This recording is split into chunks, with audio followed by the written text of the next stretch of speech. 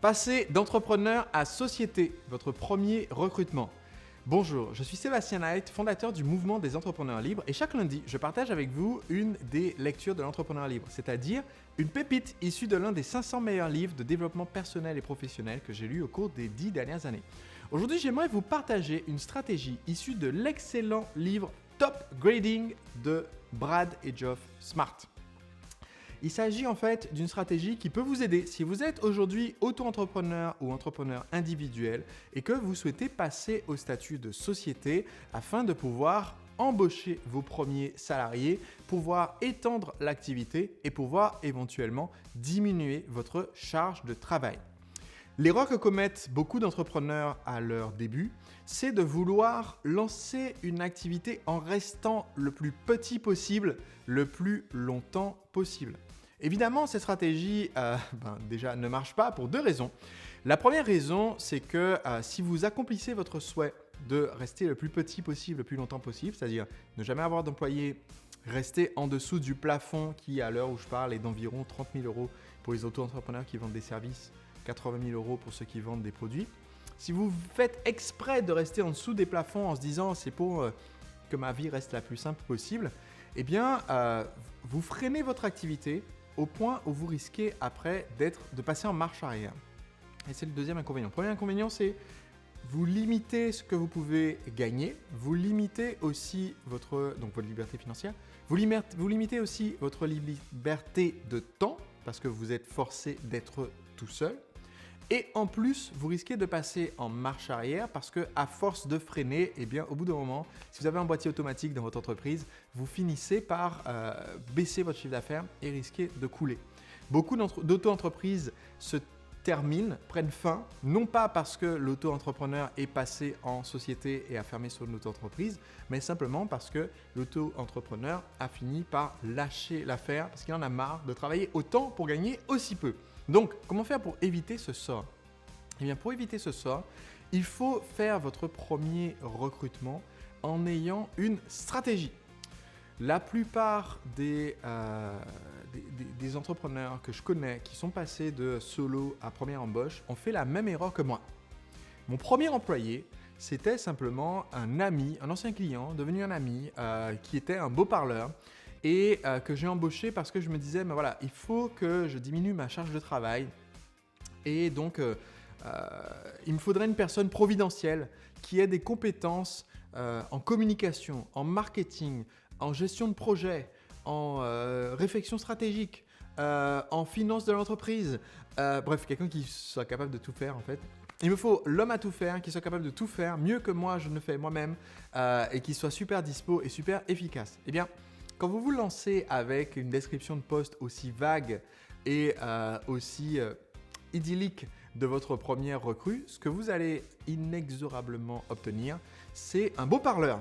C'est-à-dire quelqu'un qui va débarquer et vous promettre monts et merveilles, vous dit oui, c'est exactement ça, je suis expert là-dedans, oui. Et si je ne sais pas faire, ben, je vais me former, il n'y a pas de souci, je peux tout faire, ouais, carrément, non mais oui. Qui va vous donner un faux CV s'il vous donne un CV. Et vous allez vous retrouver à payer quelqu'un, comme ça a été mon cas, qui ne fait rien. C'est ce qui est également arrivé à certains de mes clients. Notamment, j'ai un client qui était basé à La Réunion, qui avait un magazine et Yvan, c'est son nom. Et Yvan avait un magazine qui se développait très très bien, qui marchait très très bien, mais il a commencé à avoir le rêve de développer d'autres activités à côté. Donc il s'est dit, je vais embaucher quelqu'un qui va s'occuper de tout ce que moi je faisais dans cette entreprise. Et pendant ce temps, moi je pourrais développer les nouveaux projets. Eh bien, un an plus tard, il a dû fermer boutique sur cette activité parce que en fait, ça ne marche pas. Ce que vous devez avoir si vous voulez faire cette transition d'auto-entrepreneur à société avec des personnes qui vont vous aider, c'est une stratégie qui est développée dans 2 livres. Elle est développée dans un livre qui s'appelle Top Grading, que j'ai déjà chroniqué, qui fait 600 pages, et aussi dans cette version qui fait 56 pages. En fait, pourquoi est-ce que j'ai celle-là aujourd'hui ? C'est parce que dans un livre de 56 pages, il y a tout ce qui se trouve dans un livre de 600 pages. J'ai jamais vraiment compris pourquoi je me suis forcé à lire les 600 pages. Et donc, dans ce livre, en fait, Brad et Geoff Smart, malheureusement le livre en anglais, explique une stratégie qui s'appelle Top Grading. Et l'idée, c'est de se dire, en fait, c'est beaucoup plus important d'avoir la bonne personne que d'avoir une personne. Je répète, c'est plus important d'avoir la bonne personne que d'avoir une personne. Si aujourd'hui vous êtes submergé, vous vous dites il me faut absolument quelqu'un pour m'aider maintenant, même il me faut quelqu'un la semaine dernière, je suis en retard sur des livraisons clients, je suis en retard sur des devis qui sont signés mais je n'arrive pas à livrer le service, je suis en retard sur la préparation d'un stand parce que mon activité, on est sur des foires ou des conférences par exemple, on a un stand et que vous vous dites il me faut absolument quelqu'un pour m'aider maintenant. Il me fallait cette personne hier, donc il faut absolument que je recrute quelqu'un vraiment super vite. Eh bien, vous êtes en train de garantir l'échec à court terme et à long terme parce que vous allez embaucher juste une personne. Et en général, quand on embauche juste une personne, c'est pas la bonne. Parce que vous allez avoir quelqu'un qui ne correspond pas aux besoins de votre entreprise en termes de compétences techniques, c'est-à-dire la compétence pour faire le métier.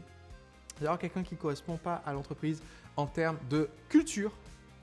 Et vous allez avoir quelqu'un qui ne correspond pas à l'entreprise en termes de comportement. Ce sont les 3 axes sur lesquels vous devez vous assurer de recruter la bonne personne. Et donc, ce que recommande la méthode Top Grading, c'est de se dire, ok, je vais faire une description aussi précise que possible du poste, donc la fonction que je veux que cette personne occupe, et non pas être un poste multi-poste qui fait tout. Donc, premièrement, une description précise du poste. À partir de ça, je vais décrire de la façon la plus précise possible la personne, c'est-à-dire pour un poste comme une assistante administrative, quelqu'un qui va vous aider à faire les déclarations à l'État, la compta, le suivi client, etc. Il faut une personne qui ait une énorme attention aux détails. Donc à partir de la description du poste, vous allez vous rendre compte, mais en fait, j'ai besoin de quelqu'un qui ne va pas se gourer de plusieurs milliers d'euros sur mes déclarations de TVA, parce que ça va me coûter une fortune. Donc il faut quelqu'un qui soit précis.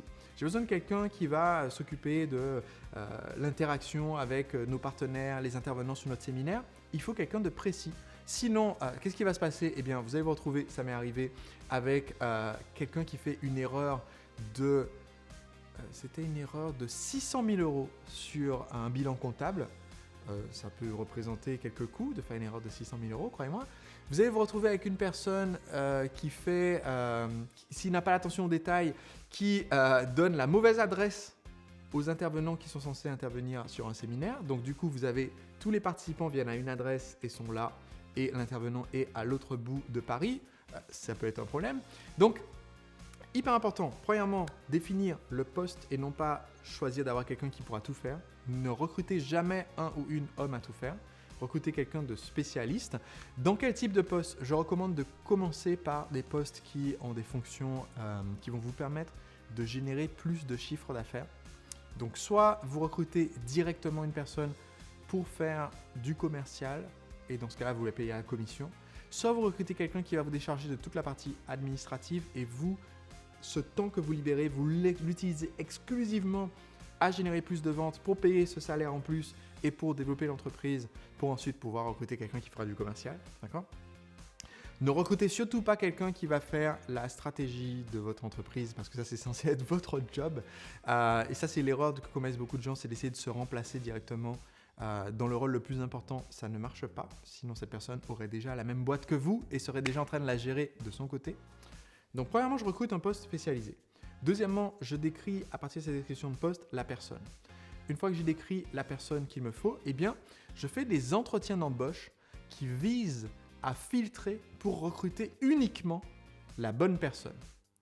Je ne fais pas une recherche Google en cherchant questions d'entretien d'embauche et en espérant à partir de questions comme si vous étiez seul sur une île déserte, quel livre est-ce que vous emmèneriez avec vous? Des questions bidons du genre si vous vous retrouviez sans connexion internet et que vous deviez faire etc. Non. Ce qui ne marche pas en interview, ce sont les questions théoriques. Malheureusement, c'est comme ça que se passe la plupart des entretiens d'embauche. On vous pose des questions bidons en vous faisant imaginer des situations bidons. Vous inventez la réponse qui correspond le mieux à ce que vous pensez que le recruteur veut. À la fin, comme le recruteur ne sait pas du tout comment interpréter vos réponses, il dit « Ok, ça m'a l'air bien ». Il vous recrute. Et après, vous n'êtes pas la bonne personne pour le job en tant que salarié. Vous n'êtes pas content dans votre job en tant que salarié. L'entrepreneur n'est pas content de votre travail. Ça se passe mal et ça finit dans les larmes et au prud'homme. Si vous, en tant qu'employeur, vous voulez éviter ça, vous devez poser uniquement des questions comportementales. Et c'est sur ça énormément qu'on repose la méthode Talkbraiding, c'est en fait poser des questions sur le passé des gens et non pas sur des situations imaginaires. De leur dire, décrivez-moi une situation où vous étiez en contact avec un client mécontent, que s'est-il passé et qu'avez-vous fait? Ça, c'est une question comportementale. Vous vous basez sur le comportement que cette personne a eu dans le passé. Et en fait, ce qui se passe quand vous faites ça, vous allez découvrir deux choses. Premièrement, certaines personnes n'ont jamais eu les expériences que vous décrivez. Vous n'allez pas embaucher ces personnes. Parce que si elles n'ont jamais eu l'expérience du contact avec un client mécontent, ça veut dire soit qu'elles n'ont jamais été dans un poste au contact des clients. Donc, si vous voulez recruter cette personne pour un poste de contact client, vous ne la prenez pas. Vous prenez que des gens qui ont déjà fait leurs preuves. Donc, voilà. Si cette personne a déjà été au contact de clients, mais qu'elle n'est pas capable de vous donner un exemple de cas où elle était au contact avec un client mécontent, genre « ça s'est toujours bien passé, non, j'ai toujours eu un bon contact, non, mais c'est toujours nickel », cette personne est en train de vous raconter des bobards, donc vous ne la recrutez pas. Ou alors, elle a eu une expérience littéralement de genre une demi-journée et on l'a virée pour une autre raison et donc elle n'a jamais eu à discuter avec un client mécontent, donc vous ne la recrutez pas. Et en fait, en posant des questions comportementales, vous allez tout de suite mieux comprendre les gens. Vous allez voir à quel moment est-ce qu'ils vous donnent des excuses. C'est peut-être la chose la plus importante qu'on doit repérer quand on recrute une première personne, c'est des excuses dans l'entretien d'embauche, dans les premières journées, dans les premières semaines, pendant que vous êtes encore pendant cette période d'essai légale où vous pouvez dire stop, on arrête les frais, vous repérez les excuses. La personne dont vous avez besoin, c'est quelqu'un qui ne vous donne pas d'excuses, qui cherche toujours des solutions. Et enfin, dernière partie importante quand vous faites ce premier recrutement pour passer de entrepreneur solo à avoir une équipe, c'est d'utiliser les références, de demander des références. Je répète, parce que je l'ai dit de deux formes différentes, n'embauchez pas des personnes qui n'ont pas été testées pour la mission que vous demandez.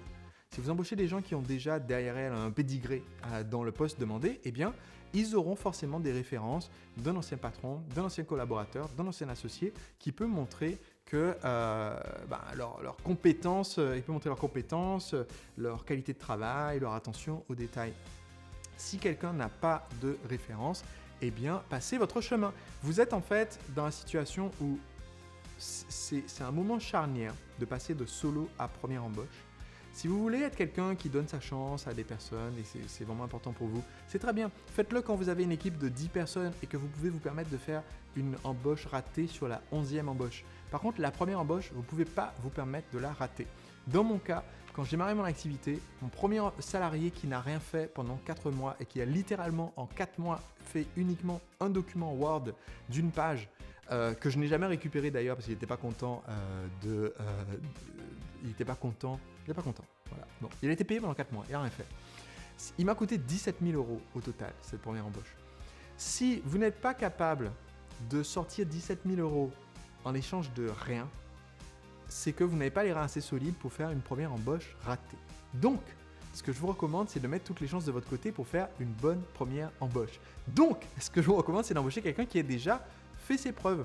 Et donc, ça veut dire que vous devez faire preuve de patience. Ça prendra peut-être plusieurs semaines, plusieurs mois, peut-être 1 an avant de trouver la bonne personne. Mais il vaut mieux attendre d'avoir une personne où vous n'avez aucune arrière-pensée, vous êtes certain que cette personne, ça va être la bonne embauche, plutôt que d'embaucher juste parce qu'il vous faut quelqu'un la semaine prochaine. Si vous faites ça, vous allez garantir cette transition de passage de solo à avoir une équipe et vous allez pouvoir commencer à avoir quelqu'un sur qui vous pouvez avoir confiance parce que cette personne a déjà fait ses preuves et donc vous libérer du temps et devenir un entrepreneur libre. Merci d'avoir suivi cet épisode. Savez-vous que je publie mes conseils plusieurs fois par semaine au format audio? J'ai un podcast. Si vous allez sur entrepreneurlibre.com maintenant, entrepreneurlibre.com/podcast, Vous pouvez écouter mes épisodes en audio et y accéder en voiture, en transport, en faisant de la gym, en passant le balai. Et ça vous permet de devenir un entrepreneur libre en consommant un minimum de temps pour avoir un maximum de conseils. entrepreneurlibre.com/podcast.